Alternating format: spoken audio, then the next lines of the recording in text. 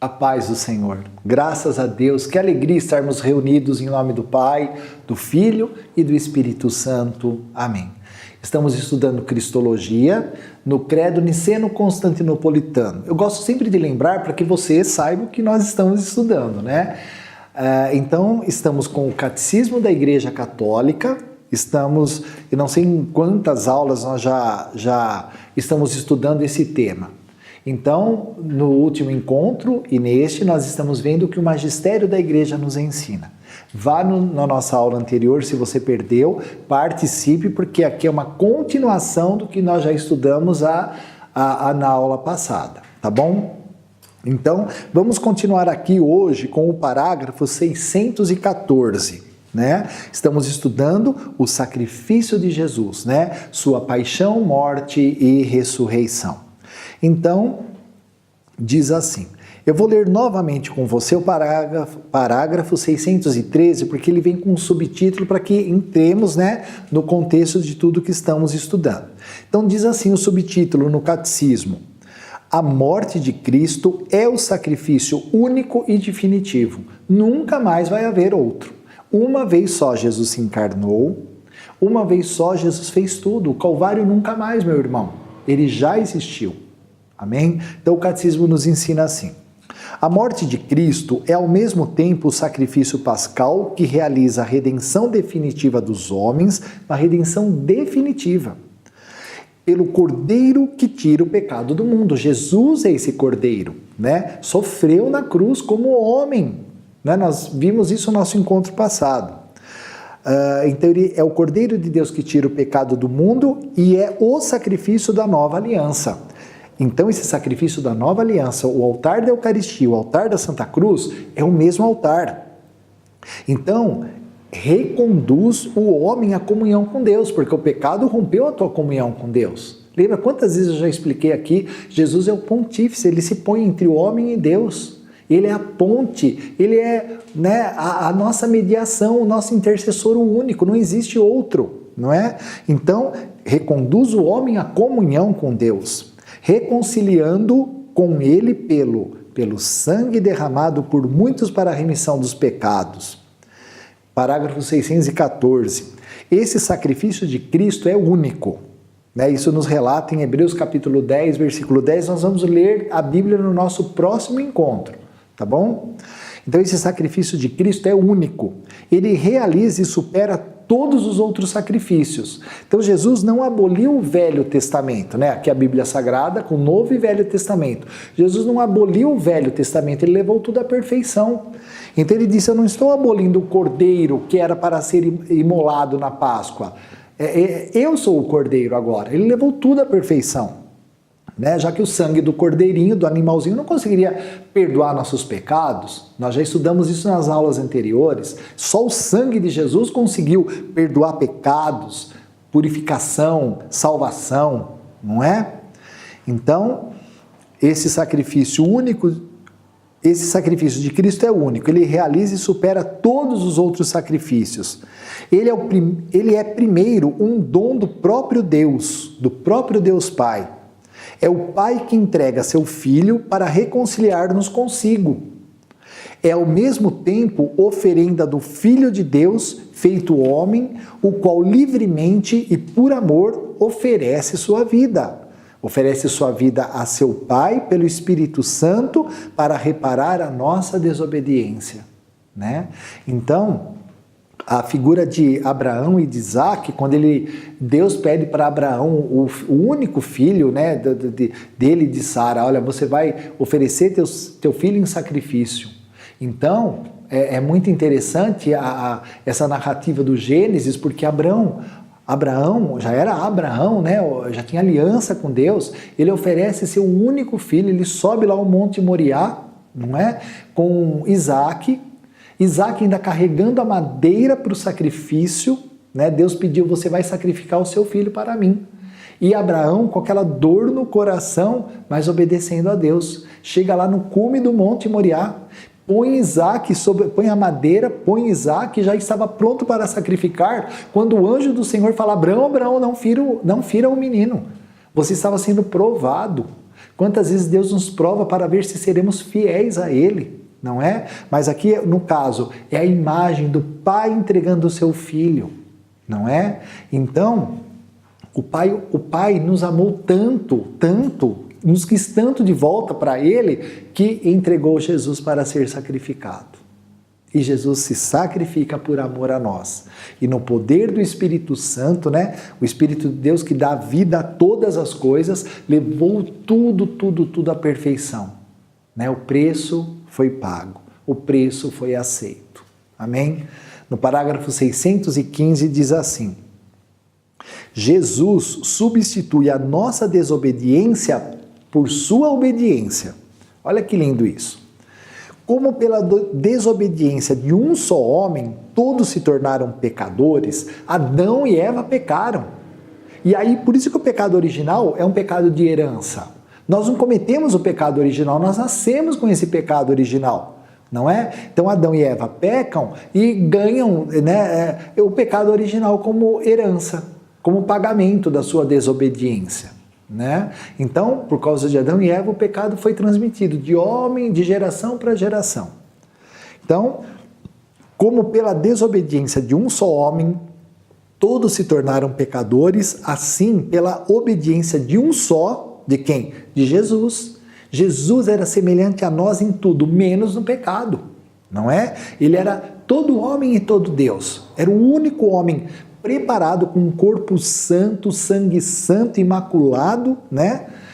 E obedeceu, como nós vimos no nosso último encontro. Ele foi espremido lá no Getsemane, não é? Espremido mesmo como o azeite na pedra, se tirou de Jesus tudo, né? Então ele obedeceu. Então, assim, pela obediência de um só, todos se tornaram justos. Fomos justificados pelo Calvário, pelo sangue de Jesus. Pela sua obediência até a morte, Jesus realizou a substituição do servo sofredor que oferece sua vida em sacrifício expiatório, quando carregava o pecado das multidões, que ele justificava levando sobre si o pecado de muitos, como o profeta Isaías profetizou. Jesus prestou reparação pelas nossas faltas e satisfaz o Pai pelos nossos pecados. Aleluia! Parágrafo 616. Na cruz, Jesus consuma o seu sacrifício. É o amor até o fim. João nos fala isso. Ele nos amou até o fim. Nos amou apaixonadamente. É o amor até o fim que confere seu valor de redenção e de reparação, de expiação e de satisfação ao sacrifício de Cristo. Então, tudo isso, amor pleno. Né? Um amor que redimiu, que reparou, que expiou, que satisfez o sacrifício de Cristo. Ele nos conheceu e amou. Ele nos conheceu e amou na oferenda da sua vida. A caridade de Cristo nos compele quando consideramos que um só morreu por todos e que, por conseguinte, todos morreram. É como se todos tivéssemos morrido. Estávamos todos na cruz. Na cruz ele carregou todos os nossos pecados. Nenhum homem, ainda que o mais santo, ainda que o mais santo, mais perfeito, mais justo, não tinha condições de tomar sobre si os pecados de todos os homens e de oferecer-se em sacrifício por todos. Porque somos descendentes de Adão. Todos temos o pecado original. Agora, Cristo não. Lembra quando nós estudamos sobre a Virgem Maria? O sangue da mãe, quando ela está gerando, passa para o neném. Então, por causa dos méritos de Jesus Cristo, ainda queria morrer na cruz por antecipação, porque para Deus não tem passado, presente e futuro, a Virgem Maria já foi redimida, o sangue dela era imaculado e santo por causa do sacrifício de Jesus na cruz, porque ela iria ser chamada, convocada, né, para se fazer a serva, a escrava do Senhor e gerar o Filho de Deus e passar todos os problemas que ela passou por causa disso. Mas ela não olhou para tudo isso e falou: eis que a serva do Senhor, faça assim em mim segundo a tua vontade. Eu sei tudo que eu vou sofrer, não é? Mas Jesus nasce imaculado porque o sangue que ele ganhou era o sangue de sua mãe, não é? Então, aqui quando diz isso, né, é muito sério tudo isso, né? Ele era o único que tinha condição de pagar o preço pelo nosso pecado, o Cordeiro preparado por Deus. Então a existência em Cristo, olha, presta atenção nisso, a existência em Cristo, Cristo é um ungido, lembra quando nós estudamos o nome Jesus Cristo? Se você perdeu essa aula, vai lá, ó, como faz falta você não acompanhar as aulas, né? Entendeu? Então a existência de Cristo na pessoa divina do Filho, então aquele Filho imaculado, aquele Cordeiro imaculado, né, era o Cristo, o ungido do Senhor. Então a existência em Cristo da pessoa divina do Filho, então esse Cristo ungido era a pessoa divina do Filho, esse homem, todo homem e todo Deus, né? A existência em Cristo da pessoa divina do Filho, que supera e ao mesmo tempo abraça todas as pessoas humanas, porque ele participava da nossa humanidade, menos o pecado. E que o constitui a cabeça, olha a cabeça com letra maiúscula aí, né? E que o constitui cabeça de toda a humanidade, torna possível o seu sacrifício redentor por todos. Era o único que tinha condição de pagar o pecado por nós. Nem ouro, nem prata, nem dólar, nem nada. Se aparecesse para Deus com um caminhão de ouro, como o catecismo acabou de falar, nada pagaria o preço do teu pecado, da tua salvação eterna. Só Jesus tinha essa condição e ele paga. Ele sofre, mas ele paga. Paga porque ele ama o ser humano. Jesus é o único que te ama verdadeiramente. A nossa fé é essa, a fé da igreja é essa. Por isso que a igreja morre por Jesus. Quantos mártires existem? Quantos nesses 2000 anos? Quantos já morreram por Jesus? Porque essa é a fé da igreja, nós temos certeza da existência de Jesus, da sua presença no nosso meio. Entendeu?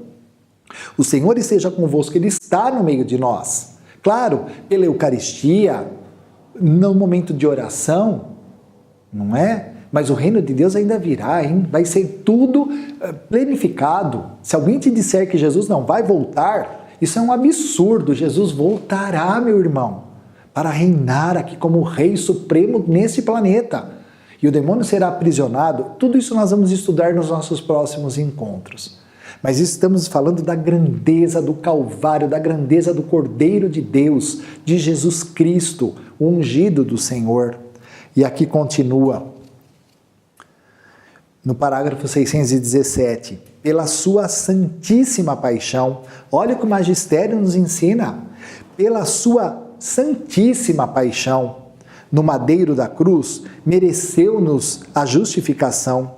Ensina o Concílio de Trento, sublinhando, olha o que o concílio ensina, sublinhando o caráter único do sacrifício de Cristo como princípio de salvação eterno. E a igreja venera a cruz cantando, salve ó cruz, única esperança.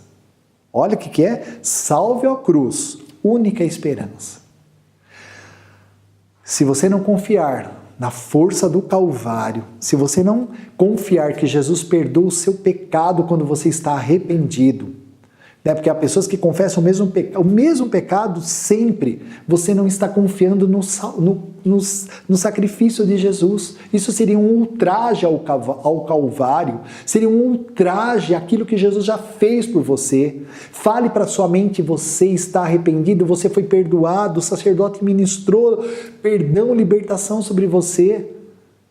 Acredite, tome posse do perdão. Muda de vida, meu irmão, muda a tua história. Jesus já fez tudo para isso acontecer. A força que te faltava, Ele já fez, Ele já impulsionou. A fé move montanhas. A fé muda a tua vida. Amém? E aí continua, para nós encerrarmos, o parágrafo 618. Nossa participação no sacrifício de Cristo, nossa participação. A cruz é o único sacrifício de Cristo. Cristo é o único mediador entre Deus e os homens. Isso está em 1 Timóteo, capítulo 2, versículo 5. Então, a cruz é o único sacrifício de Cristo. A cruz é o único sacrifício de Cristo. Cristo, o único mediador entre Deus e os homens. mas pelo fato de que na sua pessoa divina encarnada, então Deus encarnado, então a pessoa, né, na sua pessoa divina encarnada, de certo modo uniu a si mesmo todo o homem, porque Jesus é carne e osso, então ele está unido a nós nessa humanidade, não é? Por isso que ele é todo homem e todo Deus. Ele oferece todos os homens de uma forma que Deus conhece, a possibilidade de serem associados ao mistério pascal.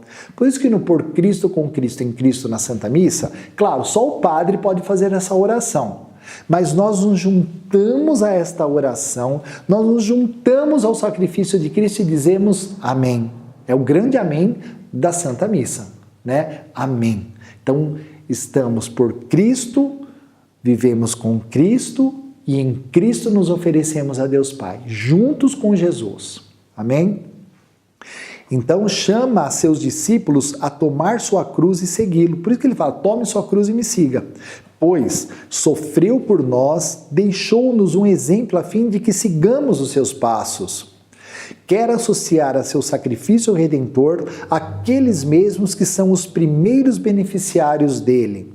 Isto realiza-se de maneira suprema em sua mãe, né? Então, em sua mãe associada mais intimamente do que qualquer outro ao mistério do seu sofrimento redentor. Como eu já expliquei, a Santíssima Virgem ela foi associada, ela já foi antecipadamente redimida, né? Quando ela começou a existir no ventre da mãe dela, né? De Santa Ana de Santana, né? Que era casada com São Joaquim. Naquele momento, Deus passa a sua poderosa mão e a constitui a Imaculada Conceição, pelos méritos de Jesus. E aí, como nos ensina Santa Rosa de Lima, fora da cruz não existe outra escada por onde subir ao céu. Vou repetir, hein? Fora da cruz não existe outra escada por onde subir ao céu. Amém? Santa Rosa de Lima. Abrace a Santa Cruz, ame a sua cruz, não fuja da sua cruz não, ela vai te levar para o céu. Como São Paulo fala, todos temos um espinho na carne, um defeito, algo, não é? Use disso para que isso te leve ao céu, não é? Isso te santifique, isso te ensine a ser filho de Deus, um ser humano melhor, deixe o Espírito Santo te educar. Amém? Muito obrigado. Então, no nosso próximo encontro, você já se prepare e esteja com a sua Bíblia na mão. Tudo isso nós vamos ver nas nossas últimas aulas, o que a Santa Palavra de Deus nos mostra. Amém? Muito obrigado. Ficamos com Deus. Em nome do Pai, do Filho e do Espírito Santo. Amém.